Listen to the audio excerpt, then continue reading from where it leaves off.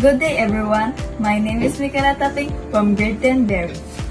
My topic today is arithmetic mean. What is arithmetic mean?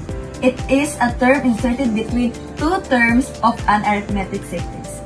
Example, insert 3 arithmetic mean between -6 and 22.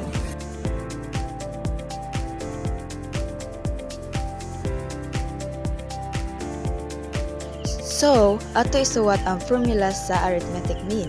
A sub n equals A sub 1 plus parenthesis n negative 1 times d. So, ato isuwat ang A sub 1. A sub 1 equals negative 6. A sub n equals 22. Nga ato yapon ang by term sa n. 1, 2, 3, 4, 5.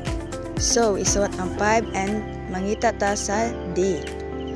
Ang A sub n nato is 22. Nga i-plus ang A sub 1, ang A sub 1 nato kay negative 6. So, plus nga n is 5 minus 1 and D. So, i-copy gihapon nato ang 22 plus negative 6. So, ang 5 minus 1 is 4. So, copy the D. And i-plus ang 22, negative 6, 28, and 4D. Copy the 4D. O i-plus ang 22 plus negative 6. So, i-copy ang 4D. Nya ang 4 sa ubo sa 28. Nya cancel the 4 and copy the D. And i-divide ang 28 sa 4. So, 7. Ari na ito sa term.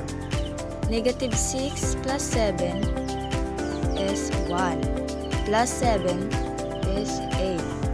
Plus 7 is 15.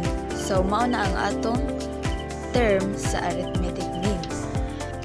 Therefore, 1, 8, 15 are the arithmetic mean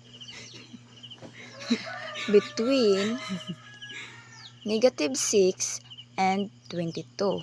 Thank you for watching.